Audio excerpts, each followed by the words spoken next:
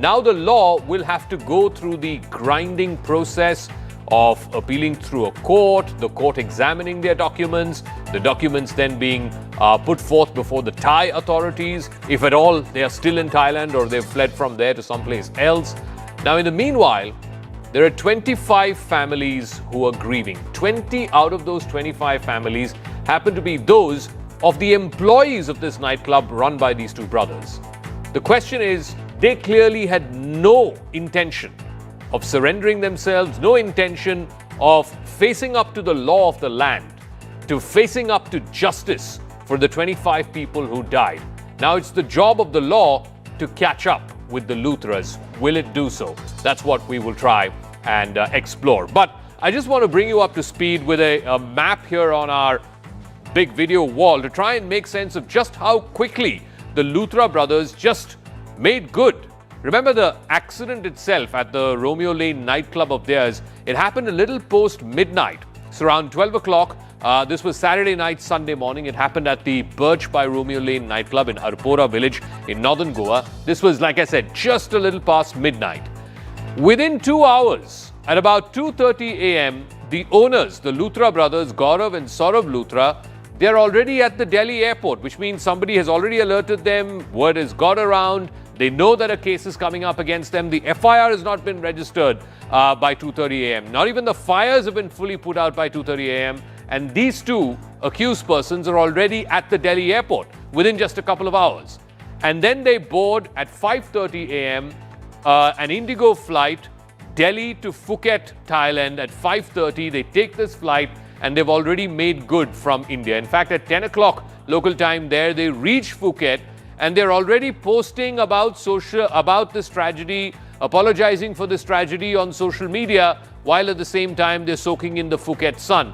And by this time, 10 o'clock local time on Sunday, the lookout circular has not been issued against them.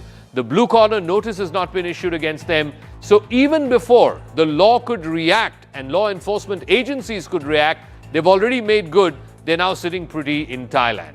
So the Goa police has acted in retrospect to after having sort of let go of these two brothers, the accused brothers, the Luthra brothers. The Goa police is now trying to leave no stone unturned in trying to nab these wanted brothers. So they've written to the Interpol. They're expecting a blue corner notice that's been issued against these brothers. It basically means that the authorities in whichever country they are, in this case Thailand, will have to find these brothers and provide information about their whereabouts to the country of origin, in this case India. So the primary goal of the blue corner notice is to gain information that is necessary in an ongoing investigation, particularly when the accused is moving across international borders. So the whole purpose of a blue corner notice is to track individuals who may be named in criminal complaints, who may be named in FIRs, who may be suspects, even witnesses, or simply persons of interest in a case, and to find out more information about them in a foreign locality and then transmit that information to the place where the crime has happened. So this is step one. The law enforcement agency requests the details from the Central Bureau. Now, the Central Bureau then determines the need for the information about the person who is in another country. The National Central Bureau then forwards that request to the Interpol General Secretariat, which is headquartered in Lyon in France. The Interpol then reviews the material that's present before them and then takes a call, bases that request. It compiles with its constitution, its rules, and once it's approved, the Interpol then circulates a blue corner notice to all 190 member countries who are part of the Interpol intergovernmental agreements. Once this notification is issued, a blue corner notice which is sent across all global police communication systems, law enforcement agencies in member countries, so Thailand is a member country, India is a member country, they access this information, and it is upon them to locate the individuals concerned. They have to find out information about the activities, then share it back with the requesting country through their respective NCBs. Now, the notice itself, in this case, it's a blue corner notice. It's not a red corner notice. A blue corner notice does not compel the member countries to arrest or take any coercive action against the individuals who've been named. any subsequent action, whether it's an arrest, whether it's an extradition, that cannot be handled by just the local authorities. It has to be in accordance with whatever the national laws are. It has to be in accordance, for example, in this case, as per Thai law, which means the procedures of law in that member state concerned, in this case Thailand, that will have to be fully executed, which means a Thai court will have to peruse all the documents that have been submitted by the CBI or any Indian agency that's making that request through the Interpol. They will have to be convinced that yes, there is material reason for why these two accused persons need to be sent back to their host country or the country from where they originated. And then a court of law has to pass an order for the extradition of these two individuals. It's a long process of the law. So it's not like the Luthra brothers are going to come back tomorrow or day after or next week. The whole process of law has to play itself out. So far, the government in Goa has intensified its crackdown. They have razed down what they call our illegal properties belonging to the accused brothers. They have also launched this international manhunt for the Luthra brothers.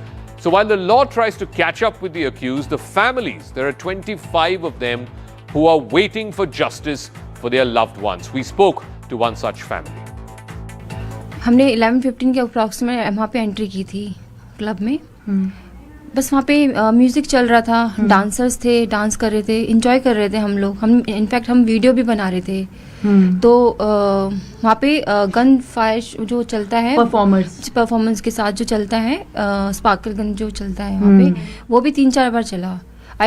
मुझे सब बोला गया है कि हाँ cylinder फटा, but ऐसा नहीं हुआ. वो आग जो लगी थी मेरे हिसाब से उसी से लगी है. लोग पैनिक करने लग गए, लोग भागो भागो भागो पैनिक करने लगे, चीखने चिल्लाने लग गए. एकदम से इतना धुआं हो गया वहाँ पर. मैं थोड़ा सा आगे बढ़ी, मेरी फैमिली थोड़ा सा पीछे रह गई. लोग धक्का मुक्की करने लगे और मुझे ऐसा लगा कि मेरे हस्बैंड ने मेरी तीनों सिस्टर को साथ में लेके वो नीचे चले गए. उनको अच्छा, आपको ऐसा लगा? हाँ, और वो नीचे की तरफ चले गए शायद. मैम कंपनसेशन जो भी वो बता रहे हैं मुझे एग्जैक्टली पता नहीं वो कितना है, बट जैसा मुझे मेरे फैमिली मेम्बर्स ने बताया है, but I am not satisfied with this. क्योंकि मैंने अपनी फैमिली के मैम 4 लोग हुए. मेरे हस्बैंड जो मेरी फैमिली के करता धरता थे. क्या होगा हमारी फैमिली का? मेरी मम्मी के, मेरे पेरेंट्स को देखो मैम, उनके एक साथ 3 बेटियाँ, उनके एक जवाई एक साथ ख़त्म हो गई. 4 लाशें घर से निकली है. उनकी सिंपैथी से क्या होगा? जब उनको बचाने का टाइम था तब उन्होंने किसी ने एक्शन नहीं लिया. अब वो सिंपैथी दिखा रहे हैं जब सब लोग खत्म हो गए. Before we open this up to our guests, I want to go across to my colleague Yesha Kotak, who's joining us live from Goa. Yesha, so the Goa authorities, the local police there, have now taken some action post facto. I believe one of the 3 pubs that these accused brothers own there, that's been destroyed, that's been demolished. It was apparently built on illegal land. Now, again, the question that's being asked is, why didn't they know this before such a terrible tragedy happened? Why are they taking all of this action now post facto, post the incident? Absolutely, Zaka. In fact, when we speak of the action that was taken this evening, around 198 square meters of the property, which is Romeo Lane, one of the properties which has several illegal construction, was in fact brought down by the authorities. Now, what's important, like you rightly mentioned, that why is this action being taken post facto? As far as details that we've been able to obtain are concerned, it is clearly mentioned that in May as well, a notice was issued to the same Romeo Lane asking to bring down the illegal structure. In the defense of the authorities, they said that time and again there has been action that has been taken against this very club. But, despite all the action being taken against them, the illegal structure keeps coming up every now and then. In fact, speaking further about the same, they said that it is during the peak season, during the visitor season or the tourism season is where action is usually taken against this club, because this club is right across the beach. But after a point of time, the club continues with its illegal construction. Now, of course, this is not only pertaining to this Romeo Lane, but when it comes to the place, the club where this very tragic incident took place, that is bought by the Romeo Lane, even there have been several irregularities, several illegal construction that was pinpointed. In fact, we've been reporting on this ever since day one. The fact that there were 2 decks that were built. The permission for both those decks was not present. Fire NOC was not present. Several other requisite NOCs, they were not in place. In fact, when it comes to the fire show that was held on that very day, as a part of the protocol, it is the organizers who are supposed to take permission for that very fire show. permission for that fire show was also missing. So your time again, the questions were raised as to how was this very structure, how was this very entity allowed to operate without all of these NOCs? Of course, questions are raised from them, and to that we've also seen how there's been blame game when it comes to the political factors No, as but well. the And fact gone is ahead to that state that this pub or this club had been functioning for some years now, and it had been functioning. Presumably, someone gave a clearance for them to go ahead, either the local village office or the panchayat or the local fire officer. How come none of these people are being held to account? I mean, at the end of the day, the accident happened. If they flouted norms, as is now being said post facto again, that they flouted a lot of norms, who were the people who gave them the go ahead to flout these norms? absolutely. In fact, like we spoke about, in 2023 was when the permission was given to open up this place that is watched by Romeo Lane. When the permission was given by the local Gram Panchayat then, now post facto, after all of this has come to light, is where there are three officers who've been suspended, including authorities, government officers who were instrumental in giving this permission. The question, of course, like you rightly mentioned, remains as to why is it that someone is being questioned or people are put to question, their jobs have been sacked only after this very incident came to light. Okay. Clearly, all of these people were in the know-how of whatever was happening, and in the police record, it's clearly evident that in 2020, the permission to open the place was given by the local Gram Panchayat of Arapora there. Okay, Yes. we'll leave it at that. Thank you very much, Yasha, and we'll see how this story plays out. Like I said, the Goa authorities there, the local police, the state government now taking action. They have bulldozed one of the branches or one of the institutions that this Romeo Lane was running. I believe it's in Vagator Beach.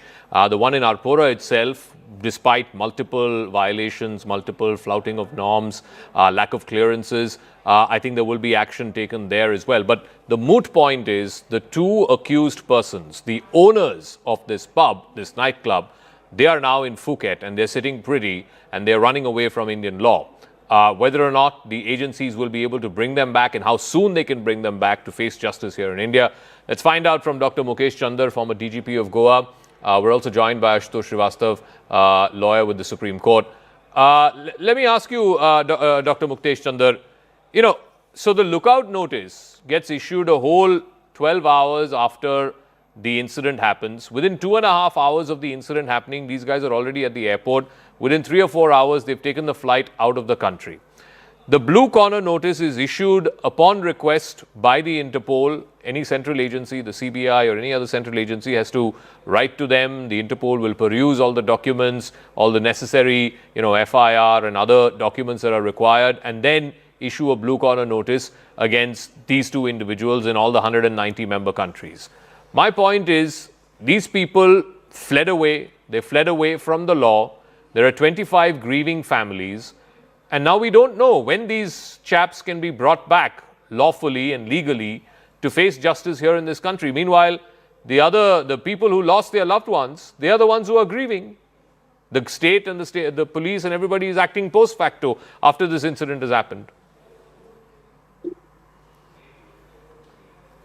Dr. Mukesh Chandar, yes. Okay, we've lost that link with Mr. Dr. Chandar. We'll try and see if we can. Mr. Srivastav, why don't you take that? Why is the law always acting post something has happened? And again, the problem is that it takes years. I mean, we know the cases of Vijay Mallya, Nirav Modi, etc. For years, they've been absconders from Indian law. And the Indian law has been able to do precious little to bring them back and make them face justice. What's the guarantee these Luthra brothers will not end up the same way? See, first of all, it is really an unfortunate incident, and I feel that may their souls rest in peace. It is a very serious matter. Now, if we talk about the law part, see what happens when an FIR is registered under non-bailable section, as in this case, maybe under section 105 with other sections of BNS, which makes it bailable, and is for culpable homicide amounting to murder. Now, what happens when this FIR is registered? It gives the police authority, and the power to do investigation. And even they can arrest by giving notice under section 35 of, BNSS, if they feel so that their custodial interrogation is required. Now, it obviously takes some time. And if somebody flees by that time, can also go to the court through their legal counsel or lawyer, by filing an anticipatory bail under Section 482 of BNSS. These are the rights of the accused also in the same law. So, see, the issue is about the investigation. The FIR is registered, and after that, the arrest is taken of a person only for the custodial interrogation at that moment. That cannot be said that No, the no, person but Mr. has. Srivastava, please tell me you're talking about the rights of the I'm accused. But coming. what about the rights of the people who lost their loved ones? 25 people Yes. died. 20 of those Yes. 25 people were employees who were working with in this enterprise, in this nightclub. And the owners, Absolutely. on Absolutely. whom the responsibility is, they've Yes. run The away. LOC, the lookout circular could have been issued much earlier, maybe some hours before, and the airports would have been made aware about this particular FIR so that the accused should not go No, no, out but of the Mr. country. This should Srivastava, have been done. these accused people got to the airport within 2 hours of the incident happening, the incident beginning. The fire had not been fully put out, before which they had already checked in at the airport. So clearly Yes, they had see, no intention of facing the law. The intention right from the get-go, right from the no, moment see, no, once again, right from the moment they got word about this accident, their intention was to flee from the law. No, see, as per the law, there are two aspects of the law. One is for the accused, one is for the victim. Now, if we talk about the victim's part, obviously, the FIR was to be registered, which is registered, and then these accused have to go through the proper trial process, and if found guilty, they have to be punished because, see, if you talk about Section 105, it has the punishment of life No, imprisonment but Mr. along, Srivastava, to go through the trial, to stand trial, they have to come back to India. They have to be brought back to absolutely. India. When will they be brought back to India? No, this is where the authorities have to follow further regulations as they are doing. Blue corner notice will not give authority to the Interpol or the authority of the country, to Exactly. arrest them. Now, when the court issues, non-bailable warrant in due course of time, then the red corner notice can be issued on the request of the authorities in India with the Interpol, and then the by arrest can which take time place. it will be Brought. years and years, like the Malia case, like the Nirav Modi case, like the Mehul Choksi case. It's going to be years and years and years before any of this actually comes to fruition. No, see, first of all, they have the passport on which they have gone out of the country. They must be having a visa maybe on arrival. See, these things are valid only for a particular period of time. Even if they have to renew the passport, which can be refused by the Ministry of External Affairs of a country. No, And they can seek passport cannot be. asylum. How has Malia stayed back in the UK? He sought asylum. Yes, He has made a case that he will be persecuted if he's brought back to India. That's what Obviously, Nirav Modi has see, also done. What is stopping from the Luthra brothers doing the same thing? They will apply for asylum wherever they are. See, there are laws which are made in different countries, which is applicable in our country also. Now we have the law BNSS, which is a new law, also the BNS, which is formed. If somebody is going, out of the country within hours of an FIR is registered, obviously there is a protocol and there are laws which are to be required to be followed. Otherwise, somebody cannot just go out of the country and just bring them just like that. There are rules to be followed. So tell me. as I said. Once again. So tell me. The procedure now is they will apply to Interpol.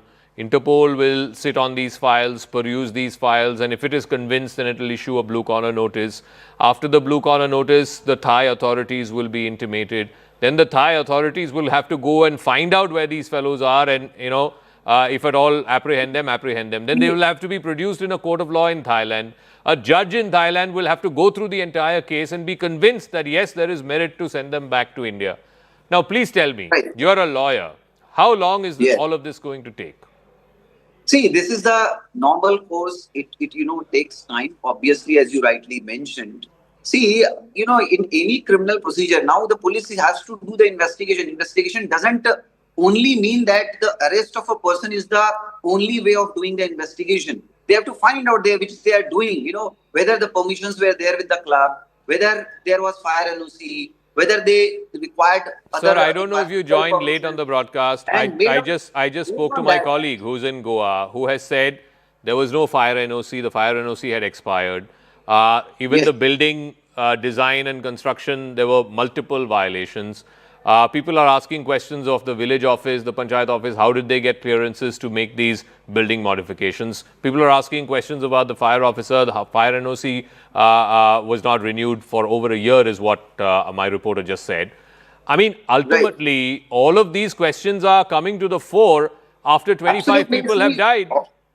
Yes, you know, the entire investigation will be conducted by the police, and accordingly, the charge sheet will be filed with all these facts as you are mentioning. And based on that, the court, the court has to punish. Because see, the punishment cannot be given by the police at the moment. There is a way. One has to be considered to be guilty. Now, Sir, if an incident has taken place, a charge sheet can be filed, but you can't have a trial in absentia. That is the whole problem. No. The new law allows even the trial in the absence of an accused. This is what is the change in the law. So if it's all fine for what they did.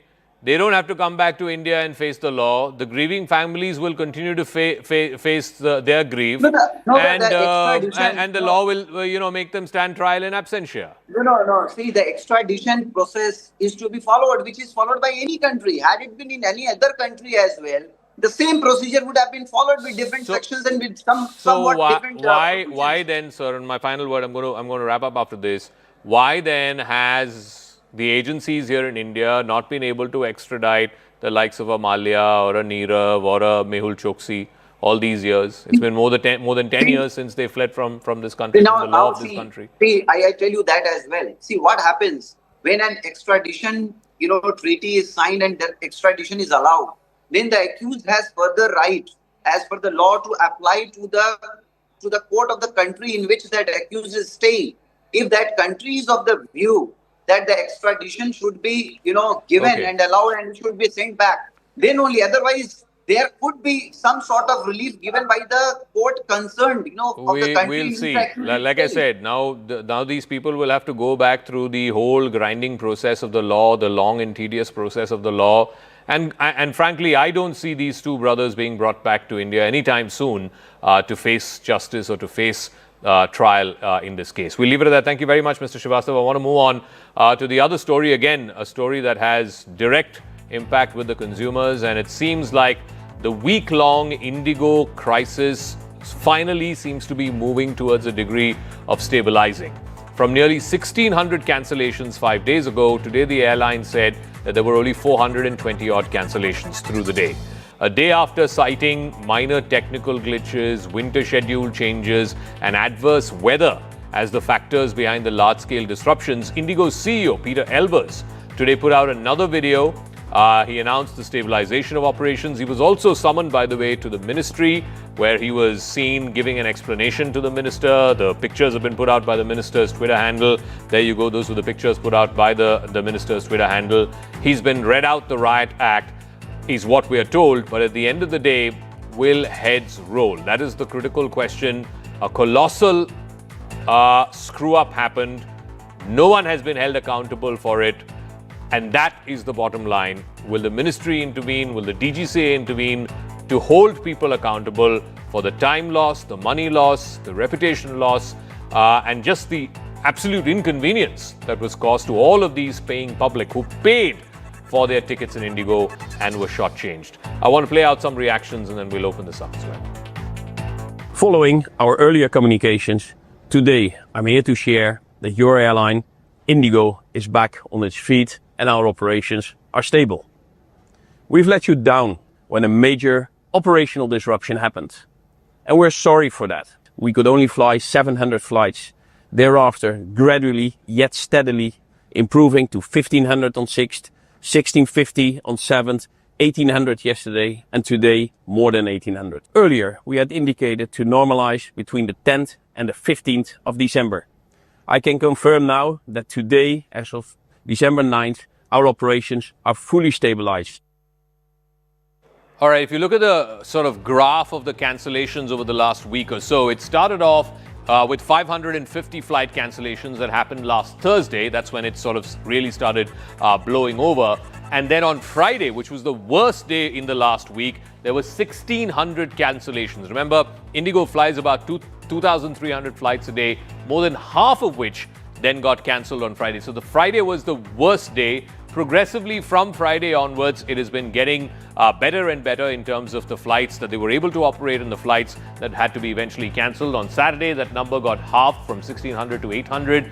Sunday, Monday and Tuesday, today, which is relatively the best day, there were 422 cancellations. And you heard from the CEO, Peter Elbers, who was also summoned by the ministry earlier on today, that he believes that from tomorrow onwards, which is the 10th of December, all flights will be operated. But there is a critical thing that has happened, and the minister has announced this, that the extra 10% flights that they got because of the winter schedule, and IndiGo, runs almost a near monopoly in a large number of these routes. Those 10%, that extra 10% has been cut off now from IndiGo. So the centre cracking the whip, but it does seem too little, too late. There are financial penalties for non-compliance. They are yet to decide on how much fine IndiGo should pay.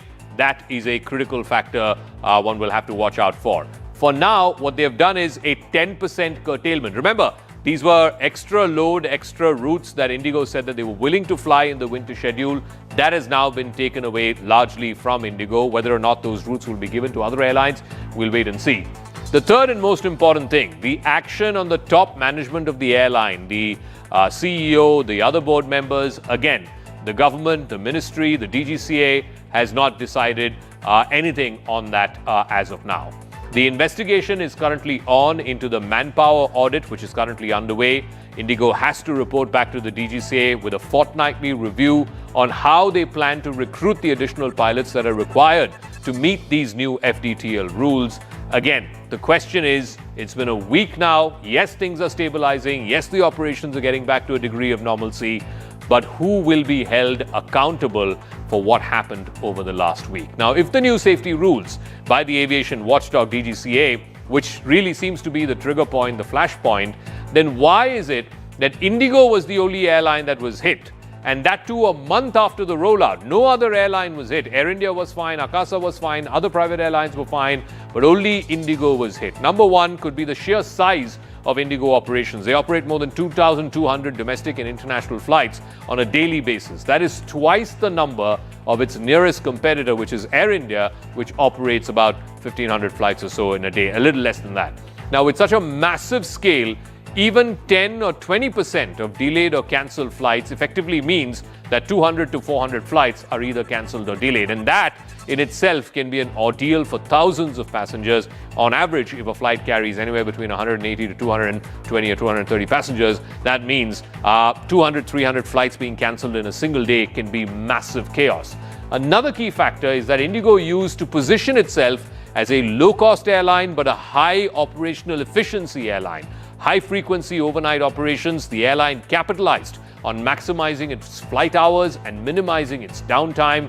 That is, of course, at odds with the new FDTL rules. So did IndiGo get away with a mere 10% curtailment as far as the punishment so far is concerned? So far, they've not announced any penalties on the airline. They've not announced also any heads being rolled after what happened. I want to go across to Captain Saurabh Bhatnagar, former senior pilot with the A320. He was flying for IndiGo earlier. Captain Bhatnagar, everyone is saying these FDTL rules and IndiGo didn't plan properly. They are the biggest airline. Naturally there'll be some disruption, etc.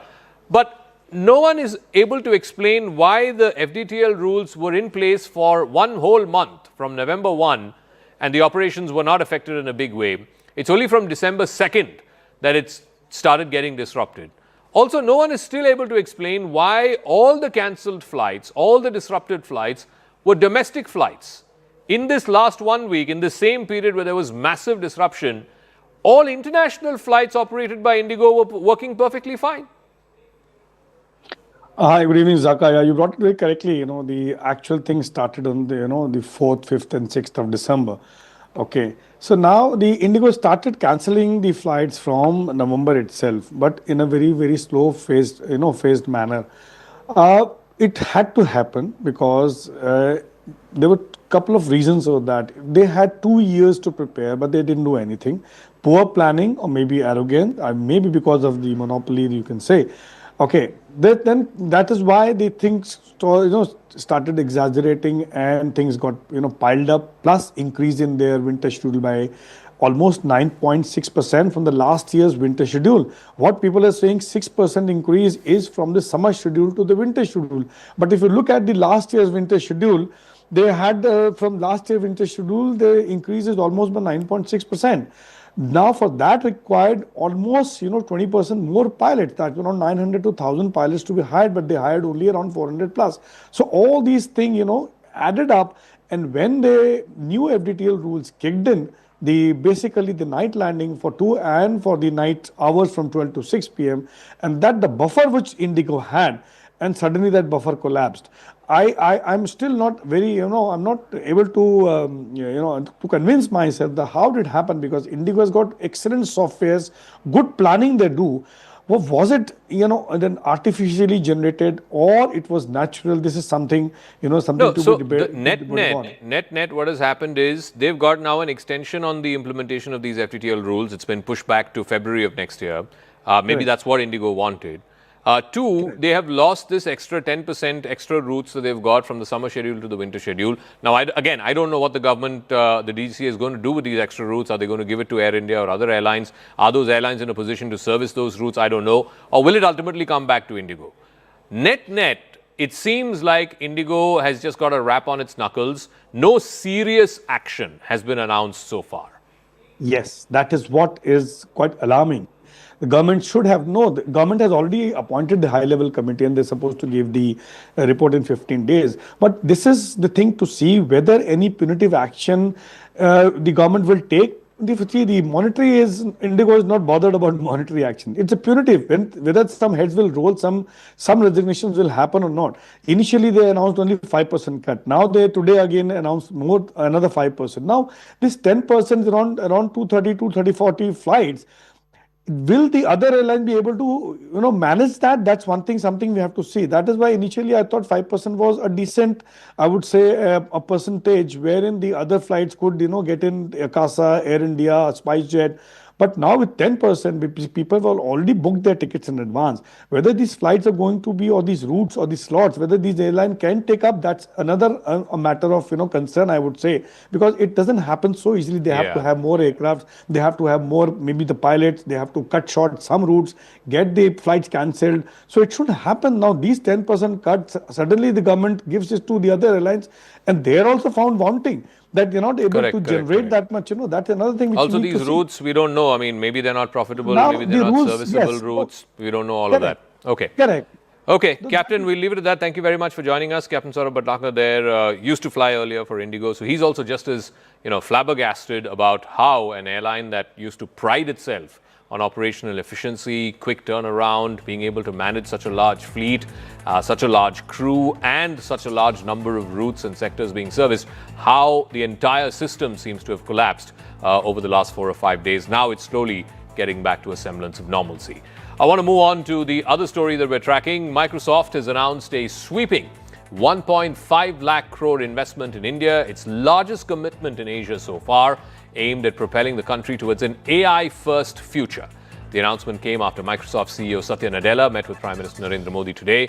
The two of them discussed India's expanding artificial intelligence landscape. The Prime Minister also met with the CEO of the Intel Corporation, Lip-Bu Tan. Remember, the Intel Corporation already has a joint venture with Tata to produce semiconductors. There are a couple of semiconductor plants that are already in play. So India seems to be making a big push for the AI race, as it were, and some of these big global multinational corporations have committed to investments, the kind of which, for example, in Microsoft's case, it's the largest investment that they're making in India for any AI venture. Now, following that meeting, the Prime Minister also took to social media and he said, and I quote, had a very productive discussion with Satya Nadella. When it comes to artificial intelligence, the world is optimistic about India. happy that India is being the place where Microsoft will make its investments. The youth of India will harness this opportunity to innovate. The Prime Minister also went on to add that the youth of India will leverage the power of artificial intelligence for a better planet. Now, the question is, why is this investment important and what is the overall context in which this investment has come through? The primary focus is in expanding India's cloud and computing infrastructure, which is essential for developing and running sophisticated AI applications. This includes the development of new, large-scale AI-ready data centers, like the upcoming facility in Hyderabad, which will be Microsoft's largest in India. A key part of the investment is also addressing AI talent gap by focusing on workforce transformation. Microsoft has also doubled its commitment to training 20 million Indians with essential AI skills by the end of the decade.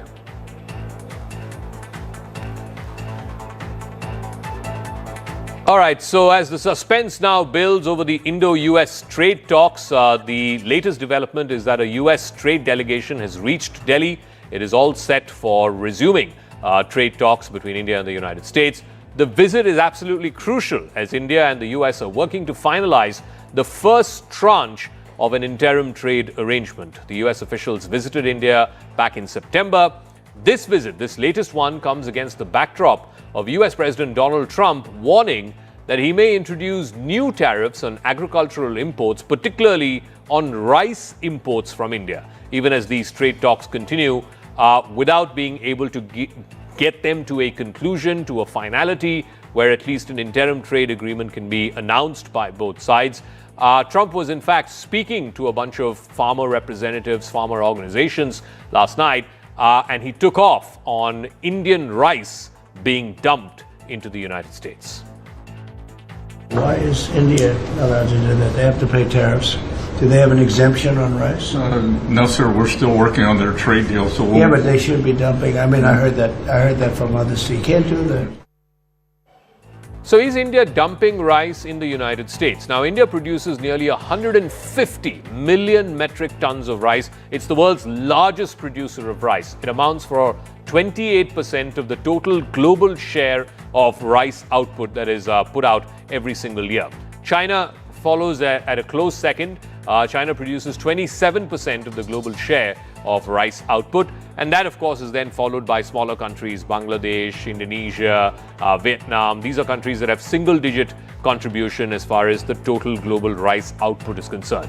Out of this 28% global rice output that India produces, how much actually goes to the United States? In fact, the US is not even in the top 5 major export destinations for Indian rice. The largest happens to go to Saudi Arabia, almost 10% there, 9.67% of the total rice output that is exported from India goes to Saudi Arabia.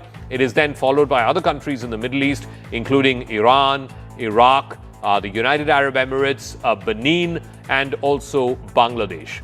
India exports even 3.7% of its total rice output to a small country like Togo. But to the United States, only 3.15% of India's rice exports go to the United States. So when Trump says that India is dumping low-priced Indian basmati rice into the American market, as far as India is concerned, it is only 3% of the total rice exports that India sends from India to other countries.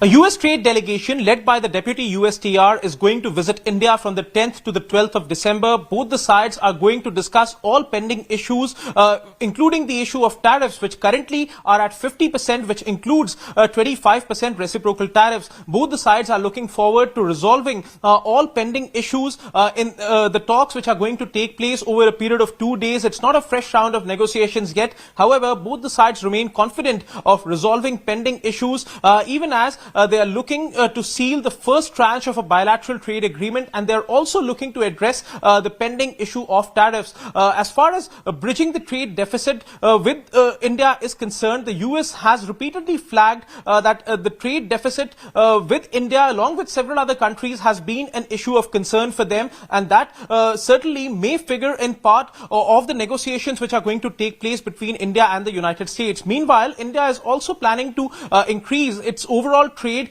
in energy, particularly in crude oil and natural gas with the United States. Earlier, the Commerce Ministry had indicated that India can import more crude oil and natural gas worth 12 to 13 billion US dollars from the United States without altering the configuration of its refineries. So that may allay some concerns on the American side. Also, India is aiming to overall diversify its energy import portfolio subject to availability at the right price. Now, this trade delegation visit would come less than a week after the Russian delegation had visited India, including Russian President Vladimir Putin. And now, India is looking to diversify its overall trade, not just in terms of energy imports, but also in terms of exports with several geographies, including the United States. So clearly, the talks are going to mention several issues pertaining to tariffs and also pertaining to market access, which has been flagged as a concern several times. The US trade team is in India this week, even as Trump has gone off on a rant about Indian rice exports. We just broke down the actual amount of rice that India exports to the United States. While India was the first to start trade negotiations with the Trump administration, it is still one of the few countries that has not wrapped up a trade deal with Trump. Now, both the reciprocal tariffs, that's 25%, and the Russian oil tariffs, another 25%, are both still very much there. And that makes India one of the highest tariff-paying countries in the world. At 50%, India and Brazil are the two only countries which are paying 50% tariffs for export into America. Even China is paying less. Meanwhile, Indian diplomacy is on a high, particularly after last week's successful visit by Russian President Vladimir Putin. India and Russia have pledged to expand their trade to $100 billion by the end of the decade and also diversify trade away from just oil and gas. But the big question is, can Russia offset some of the trade hiccups that India is currently having with America? Can Russia be a trusted partner for India where America has fallen short? So what does one make of the big visit by Vladimir Putin, the Russian president, last week to India? Lots of announcements. There seems to be a bit of a rebalancing on the relationship, more focus on trade and economic stuff. And of course, you know, the great powers of the world were watching it. America was certainly paying close attention to it, although no one from the Trump administration has officially reacted to it yet, even as we broadcast this conversation. I'd like to welcome to our studios Michael Kugelman, Senior Fellow with the Atlantic Council. Welcome to CNN News 18. Welcome to our studios. It's nice to see you in flesh and blood. What did you make of the Putin visit? Were you here when he was here, or you arrived just after? I was here, and some asked me if I was here because of his visit. I was not, but no, it was a significant visit because of the timing and the sense that it's the first time he was here in 4 years, and it was also the first time he was here since the war began in Ukraine. So I think it was especially important for the two sides to essentially send a signal to a particular audience in the West, particularly President Trump, that this relationship is very much still strong. Also, given the fact that just a few weeks before Putin's arrival, the new U.S. sanctions on Russian energy giants went into play, India began reducing some of its oil imports from Russia. So I think for all those reasons, it was important to signal the strength of the partnership, and all the optics were there. In terms of the broader summit, I think it was successful. There were no big-ticket defense deals or anything like that announced. No one really expected that. But I was struck by the joint statement suggesting to me that there's an effort underplay now to try to refashion the relationship a bit, focus on some new areas, which I think is a useful thing to do, given that energy partnership might face some challenges given the U.S. sanctions on Russia. Defense cooperation could be tied down a bit by Russia's war in Ukraine. So all in all, I think it was very much a success. How do you think this was read in Washington? How was this viewed in Washington, particularly within the administration? So, I mean, one could say that there should be a reason for the administration to be happy about it, because this is a moment when the administration is really trying to get Putin's buy-in for a peace process. And Prime Minister Modi and President Trump feel the same way about the war. It should end. And clearly the administration knew that when Prime Minister Modi met with President Putin, that among the things they talked about was the war. And Prime Minister Modi said that we have to focus on ending the war. So that would have been a useful message to deliver, but I do think that in all likelihood, the reaction in Washington, in the White House, was negative, in the sense that they would see this as another case of India essentially legitimizing, bolstering Putin, and essentially signaling a desire to continue to work with Russia at a moment when India is facing a lot of pressure from the U.S. government to do the very opposite. Let's talk about the current pressures in the Indo-US relationship. What's your best understanding of where the trade talks are? Where is it stalled, and can we expect a trade deal soon? I mean, it's been many weeks that we've been hearing U.S. officials saying a deal is close, but should that not be concerning, right? For so many weeks we've been hearing one's close. Why hasn't there been one yet? And I do think the good news is that the Russia components have been dealt with. I think the fact that India has cut some of its oil imports from Russia, and the fact that it signed a new gas deal with the U.S. recently, suggests that the concessions that the Trump administration was looking for it to make in the trade talks related to Russia have been done with. So you could check that box off. But I think it comes down to what else the administration might be looking for from India, and of course what else the Indian side might be looking for from the U.S. Obviously this is a give and take. Both sides are very strong, tough negotiators. I think that's very clear. So I'd like to think that there will be a deal eventually, but it comes down to, will each side be willing, and especially the Indian side, be willing to give in to some demands that could accrue some political risk. I mean, that we don't know exactly what those demands are, but that's important to consider. There's also, trade has obviously become the point of friction between India and the United States, but even on the broader relationship, and I want to sort of move your attention to the NSS paper that came out last week, the National Security Strategy document, where India was referred to, I think, 3 or 4 times, but it was referred to as a commercial partner, not as a strategic partner. Is there an overall sort of reassessment of India in this administration? Because the logic of the last 20, 25 years, 3 or 4 administrations, has been that India is America's natural ally. It is the strategic sort of pivot to try and manage the rise of China. Do you think that's changed? It's too early to say, though I'd say several things on this front. One is that the U.S. approach to India right now is largely seen through the lens of trade. I mean, that's very clear. The External Affairs Minister here made that comment recently. But I think one has to distinguish between the White House's approach to India and the rest of the U.S. government's approach to India. I'd argue the White House absolutely is all very commercial, transactional, wants the focus to be on trade, push India on the trade issue. But then if you go to the State Department and DOD and other agencies, I really think that the view toward India is the same that it's been in Washington for the last decade plus. But at least at this point, the White House is driving U.S. policy toward India, which means that those further afield in the U.S. government that would like to push for maintaining the strategic partnership, for now at least, they've been marginalized. Now, let's see what happens in the next few weeks. As you know, there was an incoming U.S. ambassador to India who is very close to the president. I think that's good for India and good for U.S.-India relations, because if he sees the opportunity to really take the steps necessary to strengthen this relationship, the president is not going to stand in the way. We also have a new assistant secretary for South Asia at the State Department, Paul Kapoor, who has always taken a very, what I would describe as a supportive position for U.S.-India partnership. Both of these men might have a bit of a similar portfolio, because the incoming ambassador is also going to be a South Asia envoy, but they are both strong proponents of U.S.-India partnership, and these will probably be the 2 officials outside of the White House who will have the biggest opportunity to shape policy. And the fact that they really want this relationship to work, that's a good thing for the partnership. And overall, on the Indo-Pacific, on the Quad, Trump was supposed to be here in India, around this time for the Quad summit.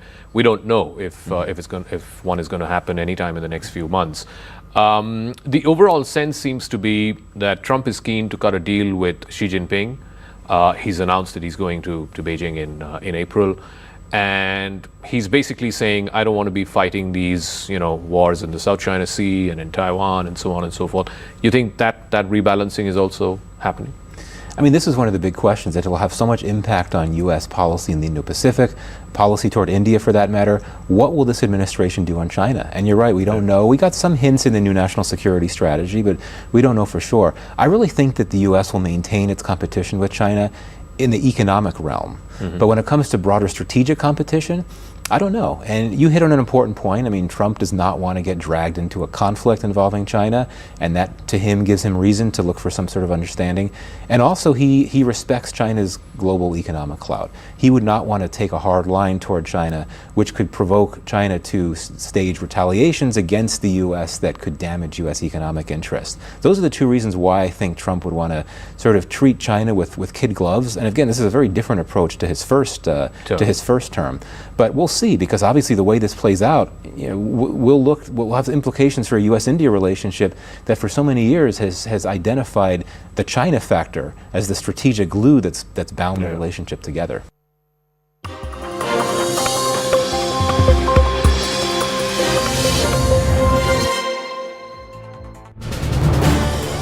This is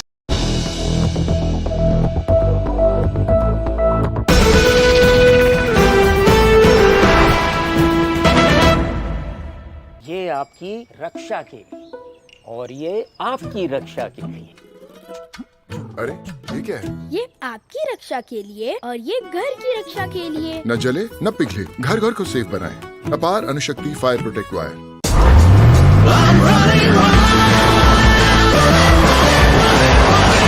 The all-new Hyundai Venue. Tech up. Go beyond.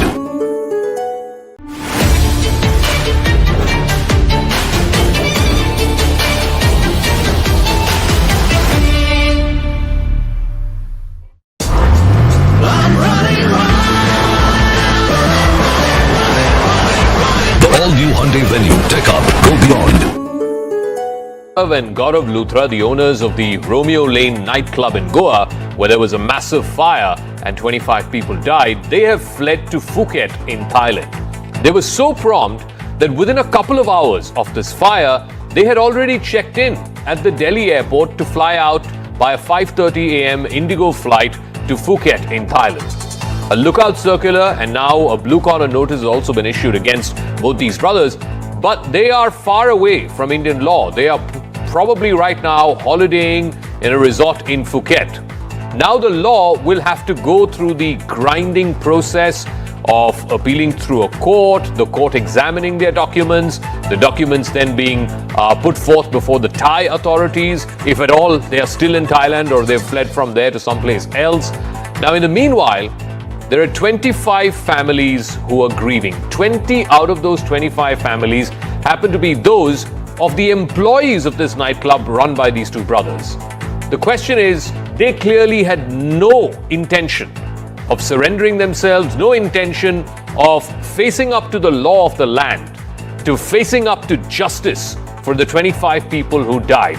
Now it's the job of the law to catch up with the Luthras. Will it do so? That's what we will try and explore. But I just want to bring you up to speed with a map here on our big video wall to try and make sense of just how quickly the Luthra brothers just made good. Remember the accident itself at the Romeo Lane nightclub of theirs? It happened a little post midnight. So around 12 o'clock, this was Saturday night, Sunday morning. It happened at the Birch by Romeo Lane nightclub in Harpora village in northern Goa. This was, like I said, just a little past midnight.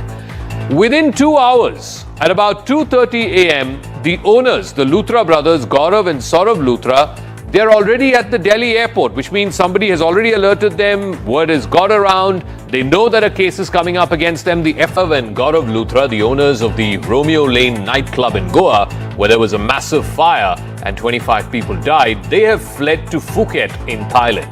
They were so prompt that within a couple of hours of this fire, they had already checked in at the Delhi airport to fly out by a 5:30 a.m. IndiGo flight to Phuket in Thailand. A lookout circular and now a blue collar notice has also been issued against both these brothers, but they are far away from Indian law. They are probably right now holidaying in a resort in Phuket.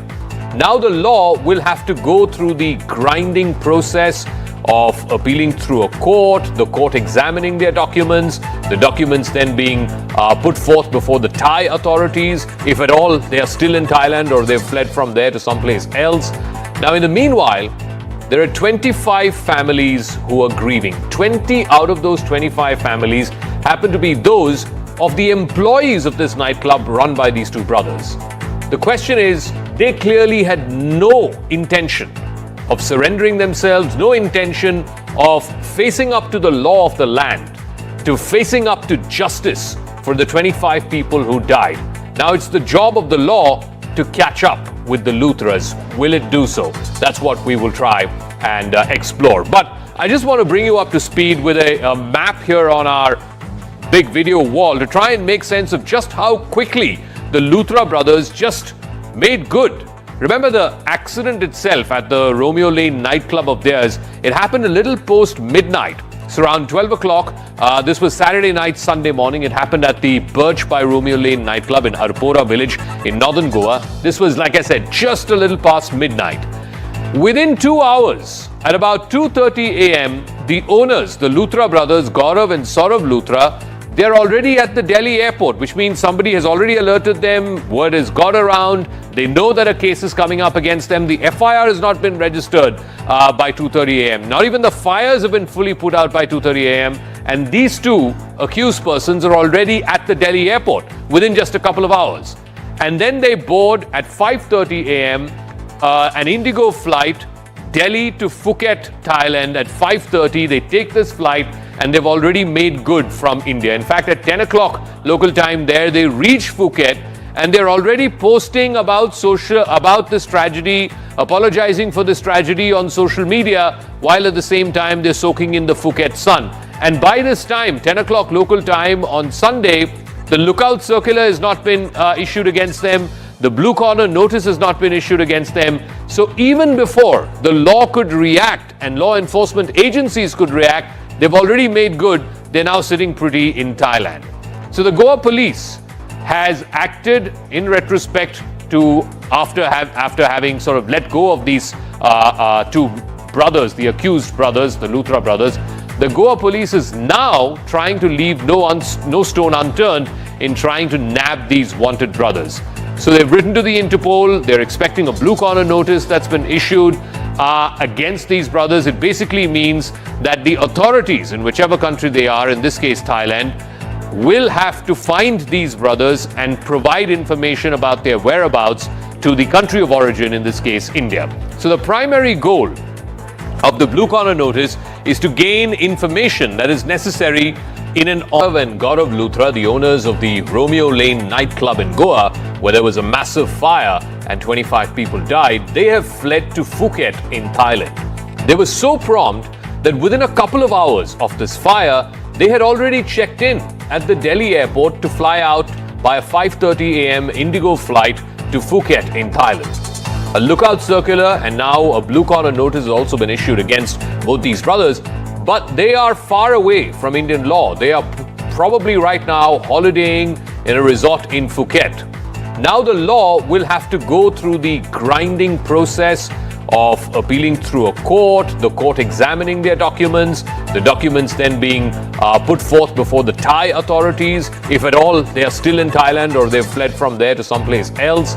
Now in the meanwhile, there are 25 families who are grieving. 20 out of those 25 families happen to be those of the employees of this nightclub run by these two brothers. The question is, they clearly had no intention of surrendering themselves, no intention of facing up to the law of the land, to facing up to justice for the 25 people who died. Now it's the job of the law to catch up with the Luthras. Will it do so? That's what we will try and explore. But I just want to bring you up to speed with a map here on our big video wall to try and make sense of just how quickly the Luthra brothers just made good. Remember the accident itself at the Romeo Lane nightclub of theirs? It happened a little post midnight. It's around 12 o'clock. This was Saturday night, Sunday morning. It happened at the Birch by Romeo Lane nightclub in Harpora village in northern Goa. This was, like I said, just a little past midnight. Within 2 hours, at about 2:30 a.m., the owners, the Luthra brothers, Gaurav and Saurav Luthra, they're already at the Delhi airport, which means somebody has already alerted them. Word has got around. They know that a case is coming up against them. The FIR has not been registered by 2:30 a.m. Not even the fires have been fully put out by 2:30 a.m. And these two accused persons are already at the Delhi airport within just a couple of hours. And then they board at 5:30 a.m. An IndiGo flight, Delhi to Phuket, Thailand at 5:30. They take this flight and they've already made good from India. In fact, at 10 o'clock local time there, they reach Phuket and they're already posting about this tragedy, apologizing for this tragedy on social media, while at the same time they're soaking in the Phuket sun. And by this time, 10 o'clock local time on Sunday, the lookout circular has not been issued against them. The blue corner notice has not been issued against them. So even before the law could react and law enforcement agencies could react, they've already made good. They're now sitting pretty in Thailand. So the Goa police has acted in retrospect to after having sort of let go of these two brothers, the accused brothers, the Luthra brothers. The Goa police is now trying to leave no stone unturned in trying to nab these wanted brothers. So they've written to the Interpol. They're expecting a blue corner notice that's been issued against these brothers. It basically means that the authorities in whichever country they are, in this case Thailand, will have to find these brothers and provide information about their whereabouts to the country of origin, in this case India. So the primary goal of the blue corner notice is to gain information that is necessary in an and Gaurav Luthra, the owners of the Romeo Lane nightclub in Goa, where there was a massive fire and 25 people died. They have fled to Phuket in Thailand. They were so prompt that within a couple of hours of this fire, they had already checked in at the Delhi airport to fly out by a 5:30 a.m. IndiGo flight to Phuket in Thailand. A lookout circular and now a blue corner notice has also been issued against both these brothers, but they are far away from Indian law. They are probably right now holidaying in a resort in Phuket. Now the law will have to go through the grinding process of appealing through a court, the court examining their documents, the documents then being put forth before the Thai authorities, if at all they are still in Thailand or they've fled from there to someplace else. Now in the meanwhile, there are 25 families who are grieving. 20 out of those 25 families happen to be those of the employees of this nightclub run by these two brothers. The question is, they clearly had no intention of surrendering themselves, no intention of facing up to the law of the land, to facing up to justice for the 25 people who died. Now it's the job of the law to catch up with the Luthras. Will it do so? That's what we will try and explore. But I just want to bring you up to speed with a map here on our big video wall to try and make sense of just how quickly the Luthra brothers just made good.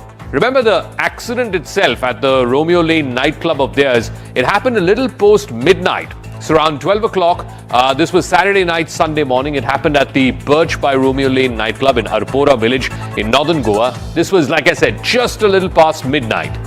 Within 2 hours, at about 2:30 a.m., the owners, the Luthra brothers, Gaurav and Saurav Luthra, they're already at the Delhi airport, which means somebody has already alerted them. Word has got around. They know that a case is coming up against them. The FIR has not been registered by 2:30 a.m. Not even the fires have been fully put out by 2:30 a.m. And these two accused persons are already at the Delhi airport within just a couple of hours. And then they board at 5:30 a.m. An IndiGo flight, Delhi to Phuket, Thailand at 5:30. They take this flight and they've already made good from India. In fact, at 10 o'clock local time there, they reach Phuket and they're already posting about this tragedy, apologizing for this tragedy on social media, while at the same time they're soaking in the Phuket sun. And by this time, 10 o'clock local time on Sunday, the lookout circular has not been issued against them. The blue